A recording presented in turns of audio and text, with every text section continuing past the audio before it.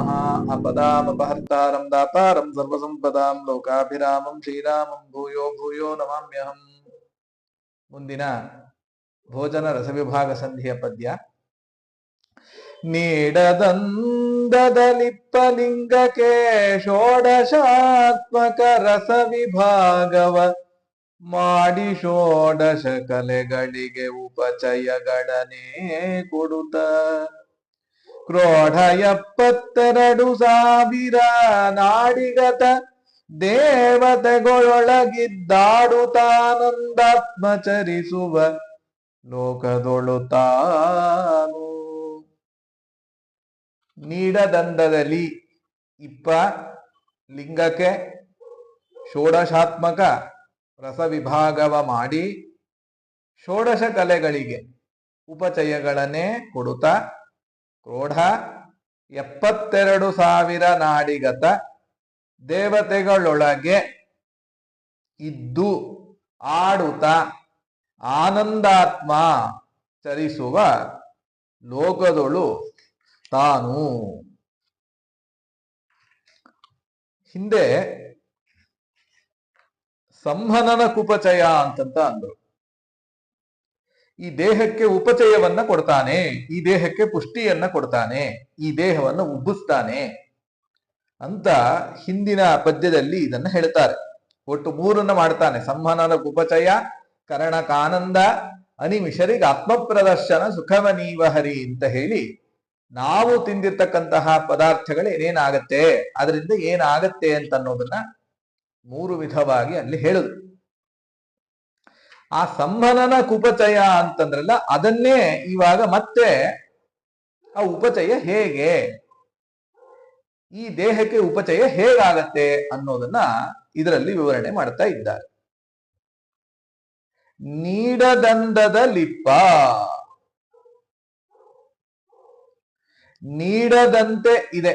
ನೀಡ ಅಂತಂದ್ರೆ ಗೂಡು ಅಂತ ಅರ್ಥ. ಆ ಗೂಡಿನಂತೆ ಇರತಕ್ಕಂಥದ್ದು ಯಾವುದು ಅಂತಂದ್ರೆ ಲಿಂಗಕ್ಕೆ ಅಂತಂದು.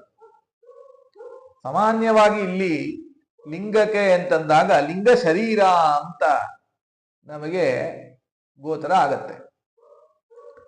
ಆದ್ರೆ ಸ್ವಲ್ಪ ನಾವು ಯೋಚನೆಯನ್ನ ಮಾಡಿದಾಗ ಇಲ್ಲಿ ಲಿಂಗ ದೇಹವನ್ನ ಹೇಳ್ತಾ ಇದ್ದಾರೋ ಅಥವಾ ಸ್ಥೂಲ ದೇಹವನ್ನ ಹೇಳ್ತಾ ಇದ್ದಾರೋ ಅಂತ ಪ್ರಶ್ನೆ ಬರುತ್ತೆ. ಯಾಕೆ ಅಂತಂದ್ರೆ ನೋಡಿ, ಮುಂದೆ ಉಪಚಯಗಳನ್ನೇ ಕೊಡುತ್ತಾ ಅಂತ ಹೇಳಿದ್ರು. ಯಾವುದಕ್ಕೆ ಉಪಚಯ? ಉಬ್ಬು ತಗ್ಗು, ಸಣ್ಣಗಾಗೋದು, ದಪ್ಪಗಾಗೋದು, ಯಾವುದಕ್ಕೆ? ಅದು ಲಿಂಗದೇಹ ಆಗೋದಿಲ್ಲ. ಅನಾದಿ ಕಾಲದಿಂದ ಇರ್ತಕ್ಕಂತಹ ಲಿಂಗದೇಹಕ್ಕೆ ಇದು ಯಾವುದೂ ಇಲ್ಲ. ಅದರಿಂದ ಇಲ್ಲಿ ಲಿಂಗ ಪದ ಏನಿದೆ ಅದು ಉಪಲಕ್ಷಣ. ಅಂದ್ರೆ ಅಲ್ಲಿ ಏನೇನು ಇಟ್ಕೊಳ್ಬೇಕು? ಸ್ಥೂಲ ದೇಹವನ್ನ ಇಟ್ಕೊಳ್ಬೇಕು ಅಂತ ವ್ಯಾಖ್ಯಾನಕಾರರು ನಮಗೆ ಅದನ್ನ ಬಿಡಿಸ್ತಾರೆ. ನೀಡದಂದದ ಲಿಪ್ಪ ಲಿಂಗಕ್ಕೆ, ಯಾಕೆ ಅಂತಂದ್ರೆ ಈ ಜೀವ ಆವಾಸವಾಗಿರ್ತಕ್ಕಂಥದ್ದು ಲಿಂಗದೇಹ. ಆ ಲಿಂಗದೇಹದ ಮೇಲೆ ಇರ್ತಕ್ಕಂಥದ್ದು ಅನಿರುದ್ಧ ಶರೀರ. ಆ ಅನಿರುದ್ಧನ ಶರೀರ ಮೇಲೆ ಇರ್ತಕ್ಕಂಥದ್ದು ಯಾವುದು? ಅದು ಸ್ಥೂಲ ದೇಹ. ಒಂದು ಜೀವನ ಸ್ವರೂಪ ಅಂದ್ರೆ ಸ್ವರೂಪ ಶರೀರ. ಅದರ ಮೇಲೆ ಇರ್ತಕ್ಕಂಥದ್ದು ಲಿಂಗ ಶರೀರ, ಅದರ ಮೇಲೆ ಇರ್ತಕ್ಕಂಥದ್ದು ಅನಿರುದ್ಧ ಶರೀರ, ಅನಿರುದ್ಧ ಶರೀರದ ಮೇಲೆ ಇರ್ತಕ್ಕಂಥದ್ದು ಸ್ಥೂಲ ಶರೀರ. ಆದ್ರಿಂದ ಇಲ್ಲಿ ಲಿಂಗಕ್ಕೆ ಅಂತಂತ ಅಂದ್ರೆ ಲಿಂಗ ಶಬ್ದದಿಂದ ಏನು ಇಟ್ಕೊಳ್ಬೇಕು? ಸ್ಥೂಲ ಶರೀರವನ್ನ ಸ್ವೀಕಾರ ಮಾಡಬೇಕು. ನೀಡದಂದದ ಲಿಪ್ಪ ಲಿಂಗಕ್ಕೆ ಷೋಡಶಾತ್ಮಕ ರಸವಿಭಾಗವ, 16 ರೀತಿಯಾದಂತಹ ರಸಗಳನ್ನ ವಿಭಾಗ ಮಾಡ್ತಾನೆ ಪರಮಾತ್ಮ. ಯಾವ ರೀತಿಯಾದಂತಹ ರಸಗಳು? ಆ ಜೀವ ಏನು ಪದಾರ್ಥಗಳನ್ನ ತಿಂತಾನೆ, ಆಯಾ ಕಲೆಗಳಿಗೆ ಮುಂದೆ ಹೇಳ್ತಾರೆ 16 ಕಲೆಗಳಿಗೆ ಹೋಗುವಂತಹ ರೀತಿಯಲ್ಲಿ 16 ರಸವನ್ನ ಪರಮಾತ್ಮ ವಿಭಾಗವನ್ನ ಮಾಡ್ತಾನಂತೆ. ಷೋಡಶಾತ್ಮಕ ಅಂತಂದ್ರೆ 16 ರೀತಿಯಾದಂತಹ ಆ ರಸಗಳನ್ನ ಪರಮಾತ್ಮ ಏನು ಮಾಡ್ತಾನೆ? ವಿಭಾಗವನ್ನ ಮಾಡ್ತಾನೆ. ಏಕೆಂದ್ರೆ ಅದಕ್ಕೆ ಸೇರ್ಬೇಕಾ ರಸ. ಯಾವ ಇಂದ್ರಿಯಕ್ಕೆ ಸೇರಬೇಕು ಅಂತ ಅವನ ಸಂಕಲ್ಪದಲ್ಲಿರುತ್ತೆ, ಆ ಇಂದ್ರಿಯಕ್ಕೆ ಆ ರಸವನ್ನೇ ಸೇರಿಸ್ತಾನೆ. ಆಯ್ತಾ? ಯಾವುದದು ಅಂದ್ರೆ ಹೇಳ್ತಾರೆ, ರಸವಿಭಾಗವ ಮಾಡಿ ಷೋಡಶ ಕಲೆಗಳಿಗೆ. ಯಾವುದು ಷೋಡಶ ಕಲೆಗಳು? ಅದಕ್ಕೆ ಕಳಾಶ್ಚ ಪಂಚಭೂತಾನಿ ಪಂಚ ಕರ್ಮೇಂದ್ರಿಯಾಣಿ ಚ ಪಂಚ ಪಂಚ ಮನಶ್ಚೇತಿ ಷೋಡಶೋಕ್ತ ಮಹರ್ಷಿಭಿಃ. ಕಳಾಶ್ಚ ಪಂಚಭೂತಾನಿ ಜ್ಞಾನ ಕರ್ಮೇಂದ್ರಿಯಾಣಿ ಚ ಪಂಚ ಪಂಚ ಮನಶ್ಚೇತಿ ಷೋಡಶೋಕ್ತ ಮಹರ್ಷಿಭಿಃ ಅಂತ ಪ್ರಮಾಣವನ್ನ ಕೊಡ್ತಾರೆ. ಯಾವುದು? ಪಂಚಭೂತಗಳು, ಪಂಚ ಜ್ಞಾನೇಂದ್ರಿಯ, ಪಂಚ ಕರ್ಮೇಂದ್ರಿಯ, ಮತ್ತೆ ಒಂದು ಮನಸ್ಸು. ಇದಿಷ್ಟು ಸೇರಿಸಿದ್ರೆ 16 ಕಲೆಗಳಾಯ್ತು. ಈ 16 ಕಲೆಗಳೇನಿದೆ, ಈ 16 ಕಲೆಗಳಿಗೆ 16 ರೀತಿಯಾದಂತಹ ರಸವನ್ನ ವಿಭಾಗ ಮಾಡ್ತಾರೆ. ಈ ಕೈಗೆ ಯಾವ್ದು ಬರಬೇಕಾಗಿತ್ತೋ ಆ ಕೈಗೆ ಬರುವಂತಹ ರಸವೇ ಬರುತ್ತೆ. ಕಾಲಿಗೆ ಯಾವ ರಸ ಹೋಗ್ಬೇಕಾಗಿತ್ತೋ, ಏನು ಕರ್ಮೇಂದ್ರಿಯಗಳಿಗೆ ಎಲ್ಲವೂ ಕೂಡ ಆ ಕರ್ಮೇಂದ್ರಿಯಗಳಿಗೆ ಯಾವ ರಸ ಹೋಗಬೇಕಾಗಿತ್ತೋ, ಅನ್ನದ ರಸನೋ ಆ ಉದಕದ ರಸನೋ ಯಾವುದೋ ಆ ರಸ ಹೋಗಬೇಕಾಗಿತ್ತೋ, ಅವನ ಸಂಕಲ್ಪದಲ್ಲಿ ಯಾವುದಿದೆಯೋ ಆ ರಸ ಹೋಗುತ್ತೆ. ಹೋಗಿ ಷೋಡಶ ಕಲೆಗಳಿಗೆ ಉಪಚಯಗಳನ್ನೇ ಕೊಡುತ್ತಾ, ಅದಕ್ಕೆ ಉಪಚಯವನ್ನ ಕೊಡ್ತಾನೆ. ಕೆಲವು ಬಾರಿ ಉಪಚಯ ಆಗತ್ತೆ, ಕೆಲವು ಬಾರಿ ಅಪಚಯವೂ ಆಗತ್ತೆ. ಯಾವಾಗ ರಸ ಪ್ರಾಚುರ್ಯವಾಗಿ ಹೋಗಿ ಸೇರುತ್ತೆ, ಪ್ರಚುರವಾಗಿ ಹೋಗಿ ಆ ರಸ ಸೇರುತ್ತೆ, ಅವಾಗ ಏನಾಗತ್ತೆ? ಇಂದ್ರಿಯ ದಷ್ಟಪುಷ್ಟವಾಗತ್ತೆ. ಇಲ್ಲ ಅಂತಂದ್ರೆ ಆ ರಸ ಹೋಗಿ ಸೇರ್ಲಿಲ್ಲ ಅಂತಂತ ಅಂದ್ರೆ ಅಪಚಯವೂ ಆಗತ್ತೆ. ಅದು ಕುಗ್ಗತ್ತೆ, ಇಂದ್ರಿಯಗಳೆಲ್ಲ ಕುಗ್ಗತ್ತೆ. ನೋಡಿ, ಹೋಗ್ತಾ ಹೋಗ್ತಾ ವಯಸ್ಸಾಗ್ತಾ ಆಗ್ತಾ ಆಗ್ತಾ ಊಟ ಸೇರಲ್ಲ. ಅವಾಗ ಏನಾಗತ್ತೆ? ಎಲ್ಲ ಇಂದ್ರಿಯಗಳಲ್ಲಿ ಶಕ್ತಿ ಅಡಗ್ತಾ ಬರುತ್ತೆ, ಅದು ಉಪಚಯವೇ ಇಲ್ವೇ ಇಲ್ಲ. ಎಲ್ಲಿ ತನಕ? ಮ್ಯಾಕ್ಸಿಮಮ್ ಒಂದು 40 ವರ್ಷದ ತನಕ ಚೆನ್ನಾಗಿ ಒಳ್ಳೆ ದಷ್ಟಪುಷ್ಟವಾಗಿ ಇಂದ್ರಿಯಗಳೆಲ್ಲ ಇರುತ್ತೆ. 40 ವರ್ಷ ಆದ್ಮೇಲೆ ಎಲ್ಲ ಕಡಿಮೆ ಆಗ್ತಾ ಬರ್ತಾ ಇರುತ್ತೆ ಶಕ್ತಿ. ಆ ರಸಗಳು ಹೋಗೋದಿಲ್ಲ, ಆದ್ರಿಂದ ಅಲ್ಲಿ ಉಪಚಯ ಆಗೋದಿಲ್ಲ, ಅಲ್ಲೆಲ್ಲ ಅಪಚಯವೇ. ಆಫ್ಟರ್ 40 ಇಯರ್ಸ್ ಎಲ್ಲ ಅಪಚಯವೇ ಆಗ್ತಾ ಇರುತ್ತೆ. ಆಯ್ತಾ? ಹೀಗೆ ಪರಮಾತ್ಮ ಏನ್ ಮಾಡ್ತಾನೆ? 14 ರೀತಿಯಾದಂತಹ ರಸಗಳನ್ನ 14 ಕಲೆಗಳಿಗೆ ವಿಭಾಗವನ್ನ ಮಾಡಿ ಅದನ್ನ ಆಯಾ ರಸ ಆಯಾ ಕಲೆಗಳಿಗೆ ಹೋಗುವಂತಹ ರೀತಿಯಲ್ಲಿ ವ್ಯವಸ್ಥೆ ಮಾಡಿದ್ದಾನೆ. ಎಷ್ಟು ಪರಮಾತ್ಮನ ಕಾರುಣ್ಯ! ಒಂದು ರಸ ಒಂದು ಇಂದ್ರಿಯಕ್ಕೆ ಹೋಗ್ಲಿಲ್ಲ ಅಂತಂತ ಅಂದ್ರೆ ಎಷ್ಟು ಕಷ್ಟ ಆಗತ್ತೆ. ಯಾವ್ದಾದ್ರು ಒಂದು ರಸ ಮನಸ್ಸಿಗೆ ಹೋಗ್ಲಿಲ್ಲ ಅಂತಂತ ಅಂದ್ರೆ ಮನಸ್ಸು ಓಡೋದೇ ಇಲ್ಲ, ಮನಸ್ಸೇ ಕೆಲಸ ಮಾಡೋದಿಲ್ಲ, ಕೈಕಾಲುಗಳೆಲ್ಲ ಬಿದ್ದೇ ಹೋಗ್ಬಿಡತ್ತೆ. ಅದರಿಂದ ಪರಮಾತ್ಮನ ಕಾರುಣ್ಯ ಎಷ್ಟು ಅನ್ನೋದನ್ನು ಕೂಡ ನಾವು ಇಲ್ಲಿ ಗಮನಿಸಬೇಕು. ಷೋಡಶ ಕಲೆಗಳಿಗೆ ಉಪಚಯಗಳನ್ನೇ ಕೊಡುತ್ತಾ, ಯಾರು ಇದೆಲ್ಲ ಮಾಡೋದು ಯಾರು ಅಂತಂದ್ರೆ ದಾಸರಾಯರಂತಾರೆ ಕ್ರೋಢ ಅಂತ. ಅಂದ್ರೆ ವರಾಹ ರೂಪಿಯಾಗಿರ್ತಕ್ಕಂತಹ ಪರಮಾತ್ಮ ಈ ಎಲ್ಲ ಕೆಲಸಗಳನ್ನು ಮಾಡ್ತಾನೆ. ಈ ವಿಭಾಗ ಮಾಡುವಂತಹ ಕೆಲಸ, ಆಯಾ ಕಲೆಗಳಿಗೆ ರಸಗಳನ್ನ ಸೇರಿಸುವಂತಹ ಕೆಲಸ, ಇದೆಲ್ಲ ಯಾರು ಮಾಡ್ತಾರೆ? ಕ್ರೋಢ ರೂಪಿಯಾಗಿ ವರಾಹ ರೂಪಿಯಾಗಿ ಪರಮಾತ್ಮ ಇದೆಲ್ಲವನ್ನು ನಿಂತು ಮಾಡ್ತಾನೆ. ಹಾಗಾದ್ರೆ ಅವನು ಎಲ್ಲಿರ್ತಾನೆ? ವರಾಹ ರೂಪಿಯಾಗಿ ಎಲ್ಲಿರ್ತಾನೆ ಅಂತಂದ್ರೆ ಅದಕ್ಕೆ ಹೇಳಿದ್ರು 72,000 ನಾಡಿಗತ. ಕ್ರೋಢ 72,000 ನಾಡಿ ಗತ. ಈ ದೇಹದಲ್ಲಿರ್ತಕ್ಕಂತಹ ನಾಡಿಗಳ ಸಂಖ್ಯೆ ಎಷ್ಟು? 72,000 ನಾಡಿಗಳು. 36,000 ಪುರುಷ ನಾಡಿಗಳು, 36,000 ಸ್ತ್ರೀ ನಾಡಿಗಳು. ಈ 36,000 ಪುರುಷ ನಾಡಿಗಳು ನಮ್ಮ ಬಲಭಾಗದಲ್ಲಿದೆ, 36,000 ಸ್ತ್ರೀ ನಾಡಿಗಳು ಅದು ಎಡಭಾಗದಲ್ಲಿರ್ತಕ್ಕಂತಹ ನಾಡಿಗಳು. ಇದೆಲ್ಲ ತೈಜಸವಾದಂತಹ ನಾಡಿಗಳು. ಇದೆಲ್ಲವೂ ಕೂಡ ನೀವಿವತ್ತು ಆಪರೇಷನ್ ಮಾಡಿಸಿ ನಾಡಿಗಳನ್ನ ಕೌಂಟ್ ಮಾಡ್ತಾ ಹೋದ್ರೆ 36,000 ಈ ಕಡೆ ಆ ಕಡೆ 36,000 ಸಿಗೋದಿಲ್ಲ. ಇದೆಲ್ಲ ತೈಜಸ ರೂಪದಿಂದ ಇರ್ತಕ್ಕಂತಹ ನಾಡಿಗಳೆಲ್ಲವೂ ಕೂಡ ಒಳ್ಳೆ ತೇಜಪುಂಜವಾಗಿರ್ತಕ್ಕಂತಹ ನಾಡಿಗಳು. ಇದೆಲ್ಲವೂ ಇದೆ ಈ ಶರೀರದಲ್ಲಿ. ಆ ನಾಡಿಗಳಲ್ಲಿ ನಿತ್ಯದಲ್ಲೂ ಯಾರು ಸಂಚಾರ ಮಾಡ್ತಾ ಇರ್ತಾರೆ? ವರಾಹ ರೂಪಿಯಾಗಿರ್ತಕ್ಕಂತಹ ಪರಮಾತ್ಮ ಸಂಚಾರವನ್ನ ಮಾಡ್ತಾ ಇರ್ತಾನೆ. ಮಾಡಿ ಈ ಕೆಲಸಗಳನ್ನ ಮಾಡ್ತಾನೆ. ಕ್ರೋಢ 72,000 ನಾಡಿಗತ.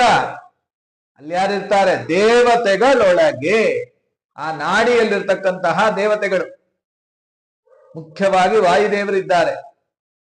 ಪುರುಷ ರೂಪ ಪುರುಷ ನಾಡಿಗಳಲ್ಲಿ ಭೀಮಸೇನ ದೇವರಿದ್ದಾರೆ. 36,000 ಪುರುಷ ನಾಡಿಗಳಲ್ಲಿ ಭೀಮಸೇನ ದೇವರಿದ್ದಾರೆ.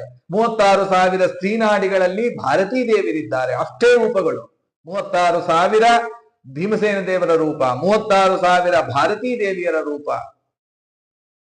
ಅಷ್ಟು ನಾಡಿಗಳಲ್ಲಿ ಅಷ್ಟು ಅವರ ಅಂತರ್ಯಾಮಿಯಾಗಿ ಈ 72,000 ರೂಪಗಳಿಂದ ವರಾಹ ರೂಪಿ ಆಗಿರ್ತಕ್ಕಂತಹ ಪರಮಾತ್ಮ. ಮತ್ತೆ ಆ ನಾಡಿಗೆ ಅಭಿಮಾನಿ ಆಗಿರ್ತಕ್ಕಂತಹ ಪ್ರತ್ಯೇಕ ದೇವತೆಗಳಿದ್ದಾರೆ. ಆಯಾ ದೇವತೆಗಳ ಒಳಗಡೆ ಈಗ ಸೂರ್ಯ, ಚಂದ್ರ ಇವರೆಲ್ಲ ಇವರ ಅಂತರ್ಯಾಮಿಯಾಗಿ, ವಾಯುದೇವರ ಅಂತರ್ಯಾಮಿಯಾಗಿ, ವರಾಹ ರೂಪಿಯಾಗಿ ಪರಮಾತ್ಮ ಈ ಎಲ್ಲ ಕೆಲಸಗಳನ್ನು ಮಾಡ್ತಾನೆ. ನಾಡಿಗತ ದೇವತೆಗಳೊಳಗೆ ಇದ್ದು ಅಲ್ಲಿ ನೆಲೆಸಿದ್ದು ಅವರ ಅಂತರ್ಯಾಮಿಯಾಗಿ ಪರಮಾತ್ಮ ಇದ್ದು ಏನು ಮಾಡ್ತಾನೆ? ಆಡುತ್ತಾ ಅಂತಾರೆ. ಇದೆಲ್ಲ ಕೆಲಸ ಮಾಡ್ಬೇಕಾದ್ರೆ ತುಂಬಾ ಆಯಾಸ ಆಗತ್ತೇನೋ ಪರಮಾತ್ಮನಿಗೆ ಅಂತಂದ್ರೆ ಇಲ್ಲ, ಆಡ್ಕೊಂಡು ಮಾಡ್ಬಿಡ್ತಾನಂತೆ. ಅಂದ್ರೆ ಅತ್ಯಂತ ಲೀಲೆಯಿಂದ ಅವನಿಗೊಂದು ವಿಹಾರ ಇದು. ಈ ಎಲ್ಲ ಕೆಲಸಗಳು ಕೂಡ ಅವನಿಗೆ ಒಂದು ವಿಹಾರ, ಲೀಲೆಯಿಂದ ಪರಮಾತ್ಮ ಮಾಡ್ತಾನಂತೆ. ಆಡುತ್ತಾ ಮತ್ತೆ ಆನಂದಾತ್ಮ ಅಂತಾರೆ. ಈ ದೇಹದಲ್ಲೂ ಆಡ್ತಾ ಇರ್ತಾನೆ, ಸ್ಥೂಲ ದೇಹದಲ್ಲೂ ಆಡ್ತಾ ಇರ್ತಾನೆ, ತನ್ನ ವಿಚಿತ್ರವಾದಂತಹ ಲೀಲೆಗಳನ್ನ ತೋರಿಸ್ತಾ ಇರ್ತಾನೆ. ಇದ್ದು ಹೇಗಿರ್ತಾನೆ ಅಂತಂದ್ರೆ ಆನಂದಾತ್ಮ. ಅವನ ಸ್ವರೂಪವೇ ಆನಂದಮಯ. ಓಂ ಆನಂದಮಯೋ ಅಭ್ಯಾಸಾತ್ ಓಂ. ಆನಂದಮಯ ರೂಪಿಯಾಗಿ ಪರಮಾತ್ಮ ನಿಂತು, ಆನಂದ ಸ್ವರೂಪನಾಗಿ ಪರಮಾತ್ಮ ನಿಂತು ಏನ್ ಮಾಡ್ತಾನೆ? ಲೋಕ ಚರಿಸುವ ಲೋಕದಳು ತಾನು. ಲೋಕ ಶಬ್ದದಿಂದ ಜೀವರಾಶಿಗಳನ್ನ ಸ್ವೀಕಾರ ಮಾಡಬೇಕು. ತ್ರಿವಿಧ ಜೀವರಾಶಿಗಳ ಒಳಗಡೆ ನಿಂತು ಅವರು ಎಲ್ಲೆಲ್ಲಿ ಹೋಗ್ತಾರೋ ಅವರ ಜೊತೆಗೆ ಇವನು ಹೋಗ್ತಾ ಇರ್ತಾನೆ. ಅವರು ಎಲ್ಲೆಲ್ಲಿ ಬರ್ತಾರೋ ಅವ್ರ ಜೊತೆಗೆ ಇವನು ಬರ್ತಾ ಇರ್ತಾನೆ. ಲೋಕದಲ್ಲೆಲ್ಲ ಸಂಚಾರವನ್ನ ಮಾಡ್ತಾ ಇರ್ತಾನೆ. ನೋಡಿ, ಅನಂತ ಜೀವರಾಶಿಗಳು, ಅನಂತ ಜೀವರಾಶಿಗಳ ಒಳಗಡೆ ಅಲ್ಲಿರ್ತಕ್ಕಂತಹ ಸ್ಥೂಲ ದೇಹ, ಆ ಸ್ಥೂಲ ದೇಹದಲ್ಲಿರ್ತಕ್ಕಂತಹ ಇಂದ್ರಿಯಗಳು, ಅಲ್ಲಿರ್ತಕ್ಕಂತಹ ರಸವಿಭಾಗ, ಇದನ್ನೆಲ್ಲ ಮಾಡಬೇಕಾದ್ರೆ ಪರಮಾತ್ಮನಿಗೆ ಏನೋ ಸ್ವಲ್ಪ ಆಯಾಸ ಆಗ್ಬಹುದೇನೋ ಒಂದ್ ಪಾಯಿಂಟ್ ಅಲ್ಲಿ ಅಂತಂದ್ರೆ ಇಲ್ಲವೇ ಇಲ್ಲ. ಅದಕ್ಕೆ ಅದನ್ನ ಸಾರಾಸಗಟಾಗಿ ನಿರಾಕರಣೆಯನ್ನು ಮಾಡ್ತಾರೆ 2 ಶಬ್ದದಿಂದ. ಆಡುತ್ತಾ ಆನಂದಾತ್ಮ, ಲೀಲೆಯಿಂದ ಮಾಡ್ಬಿಡ್ತಾನಂತೆ. ಎಷ್ಟು ಜನ ಅನಂತ ಜೀವರಾಶಿಗಳಲ್ಲಿ ಮಾಡುವಂತಹ ಕೆಲಸ ಇದು. ವಾಯುದೇವರಿಗೆ ಇದು ಲೀಲೆ ಅಂತಂತ ಅಂದ್ರೆ ಇನ್ನು ಅವರ ಅಂತರ್ಯಾಮಿ ಆಗಿರ್ತಕ್ಕಂತಹ ಲಕ್ಷ್ಮೀ ದೇವಿಗೆ, ಅವರ ಅಂತರ್ಯಾಮಿ ಆಗಿರ್ತಕ್ಕಂತಹ ನಾರಾಯಣನಿಗೆ ಇದು ಅತ್ಯಂತ ಲೀಲೆಯೇ ಹೌದು. ಇದೆಲ್ಲ ಫ್ರಾಕ್ಷನ್ ಆಫ್ ಸೆಕೆಂಡ್ ಅಲ್ಲಿ ಆಗ್ಬಿಡತ್ತೆ, ನಮಗೆ ಅನುಭವಕ್ಕೆ ಬರಲ್ಲ ಅಷ್ಟೇ. ತುಂಬಾ ಫ್ರಾಕ್ಷನ್ ಆಫ್ ಸೆಕೆಂಡ್ ಅಲ್ಲಿ ಈ ಕೆಲಸಗಳೆಲ್ಲ ಮುಗ್ದೋಗಿರತ್ತೆ. ಆ ವಿಭಾಗ ಆಗೋಗಿರತ್ತೆ, ಎಲ್ಲ ಆಯಾ ರಸಗಳೆಲ್ಲ ತಲುಪ್ಬಿಟ್ಟಿರತ್ತೆ, ಎಲ್ಲ ಆಗೋಗಿರತ್ತೆ. ಆದ್ರೆ ನಾವು ಸ್ವಲ್ಪ ಇದನ್ನೆಲ್ಲ ಚಿಂತನೆಯನ್ನ ಮಾಡಿ ಊಟವನ್ನ ಮಾಡಿದ್ವಿ ಅಂತಂತ ಅಂದ್ರೆ ಅವಾಗ ನಿಜವಾಗ್ಲೂ ನಾವು ಮಾಡುವಂತಹ ಭೋಜನ ಏನಿದೆ ಅದು ಯಜ್ಞವಾಗಿ ಪರಿಣಾಮವನ್ನ ಹೊಂದುತ್ತೆ. ನೋಡಿ, ಇಷ್ಟೆಲ್ಲ ಚಿಂತನೆಯನ್ನ ಮಾಡಿಕೊಂಡು ನಾವು ಊಟವನ್ನ ಮಾಡಿದ್ವಿ ಅಂತಂತ ಅಂದ್ರೆ ನಮಗೆ ಬೇರೆ ವಿಷಯ, ಬೇರೆ ಮಾತುಗಳಿಗೆ ಅವಕಾಶನೇ ಇರೋದಿಲ್ಲ. ಇಲ್ಲ ಅಂತಂತಂದ್ರೆ ಮಾತುಗಳೆಲ್ಲ ಸಾರಿನಂತೆ ಸೋರ್ತಾ ಇರುತ್ತೆ. ಬಾಯಲ್ಲಿ ಪ್ರಾರಂಭ ಆಯ್ತು ಅಂತಂದ್ರೆ ಊಟ ಕೂತು ಪರಿಚೇತನೆ ಮಾಡಿ ಅವನ ಚಿತ್ರಾಹುತಿ ಇಟ್ಟು ಪಕ್ಕದವರ ಜೊತೆಗೆ ಮಾತಾಡ್ಲಿಕ್ಕೆ ಶುರು ಮಾಡ್ದ ಅಂತಂದ್ರೆ ಇನ್ನು ಕೊನೇ ಆಪೋಷ್ಟ ತಗೊಳ್ಳೋ ತನಕನೂ ಮಾತಾಡ್ತಾನೆ ಇರ್ತಾನೆ. ಅಥವಾ ಅದು ಹೆಂಗಸರಿಗೆ ಆಗಿರಬಹುದು, ಗಂಡಸರೇ ಆಗಿರಬಹುದು, ಯಾರೇ ಆಗಿರಬಹುದು, ಬರೀ ಹರಟೆನಲ್ಲೇ ಕಾಲ ಕಳೆದು ಬಿಟ್ಟಿರ್ತೀವಿ ಇಡೀ ಪೂರ್ತಿ ಭೋಜನ ಪೂರ್ತಿ. ಅದ ದಾಸರಾಯರು ನಮಗೆ ಇದೆಲ್ಲ ಇಂತಹ ಜ್ಞಾನವನ್ನ ನೀಡಿದ್ದಾರೆ. ಈ ಎಲ್ಲ ಇದನ್ನೆಲ್ಲ ಸಂಪಾದನೆ ಮಾಡಿ ಇದನ್ನೆಲ್ಲ ತಿಳ್ಕೊಂಡು ನಾವು ಭೋಜನವನ್ನ ಮಾಡಿದಾಗ ಅದು ಯಜ್ಞವಾಗಿ ಪರಿಣಾಮವನ್ನ ಹೊಂದುತ್ತೆ ಅಂತ ದಾಸರಾಯರು ವಿಶೇಷವಾಗಿ ನಮಗೆ ಇದರಲ್ಲಿ ತಿಳಿಸ್ತಾ ಇದ್ದಾರೆ. ಇದಿಷ್ಟಾದ್ರೆ ಇಲ್ಲಿ ಇನ್ನೊಂದು ವಿಷಯ ಇದೆ. ಪಂಚಭೂತಗಳು ಅಂತ ಹೇಳ್ತಾ ಇದ್ದೀವಲ್ಲ, ಈ ಉಪಚಯಗಳು ಅಂತಂದ್ರೆ ಇಂದ್ರಿಯಗಳಿಗೆ ಉಪಚಯ ಆಗೋದು ಸರಿ. ಪಂಚಭೂತಗಳಿಗೆ ಉಪಚಯ ಹೇಗೆ ಅಂತ ಪ್ರಶ್ನೆ ಬರುತ್ತೆ. ಪೃಥ್ವಿ, ಅಪ್, ತೇಜಸ್ಸು, ವಾಯು, ಆಕಾಶ. ಇದಕ್ಕೆ ಉಪಚಯಗಳು ಹೇಗಾಗತ್ತೆ ಅಂತ ನಮಗೆ ಪ್ರಶ್ನೆ ಬರುತ್ತೆ. ಅದಕ್ಕೆ ಹೇಳ್ತಾರೆ ನೋಡಿ, ಈ ಪೃಥ್ವಿಗೆ ಸಂಕೇತವಾದದ್ದು ಯಾವುದು? ಪೃಥ್ವಿಯ ಭಾಗ ನಾವು ಯಾವುದನ್ನು ಸ್ವೀಕಾರ ಮಾಡ್ತಾ ಇದ್ದೀವಿ? ಅನ್ನವನ್ನಲ್ವ? ಅನ್ನವನ್ನ ಪ್ರತಿನಿತ್ಯ ನಾವು ಸ್ವೀಕಾರವನ್ನ ಮಾಡ್ತಾ ಇದ್ದೀವಿ, ಅದು ಪೃಥ್ವಿಯ ಸಂಕೇತ. ಇನ್ನು ನೀರನ್ನ ಕುಡಿತಾ ಇದ್ದೀವಿ, ಅದಂತೂ ಉದಕ, ಅದು ನೇರವಾಗಿ ಇದ್ದೇ ಇದೆ. ಅಥವಾ ಸಾರೋ ಹುಳಿನೋ ಇನ್ನೇನೋ ತಿಂತೀವಿ, ಅದೆಲ್ಲವೂ ಉದಕದ ಸಂಕೇತ ಅಂತಾನೆ ಇಟ್ಕೊಂಬೋಣ. ನೀರನ್ನು ನೇರವಾಗಿ ನಾವು ಸ್ವೀಕಾರ ಮಾಡ್ತೀವಿ. ಆಮೇಲೆ ಇಲ್ಲಿ ತೇಜಸ್ ಸಂಕೇತವಾದದ್ದು ಯಾವುದು? ತೇಜಸ್ಸಿನ ಸಂಕೇತವಾದದ್ದು ಯಾವುದು ಅಂತಂದ್ರೆ, ನಾವು ತಿನ್ನುವಂತಹ ಎಣ್ಣೆ, ತುಪ್ಪ, ಈ ಪದಾರ್ಥಗಳೆಲ್ಲವೂ ಕೂಡ ಅದು ತೇಜಸ್ಸನ್ನ ರೆಪ್ರೆಸೆಂಟ್ ಮಾಡುತ್ತೆ. ತೇಜಸ್ಸಿನ ಸಂಕೇತವಾದದ್ದು ಈ ಘೃತ, ತೈಲ ಇತ್ಯಾದಿ ಎಲ್ಲ ಪದಾರ್ಥಗಳು ಕೂಡ. ಅದಾದ ಮೇಲೆ ಇನ್ನೆರಡು ಉಳಿತು. ಯಾವುದು? ವಾಯು ಮತ್ತೆ ಆಕಾಶ. ವಾಯುನೂ ಗೋಚರ ಆಗೋದಿಲ್ಲ, ಆಕಾಶನೂ ಗೋಚರ ಆಗೋದಿಲ್ಲ.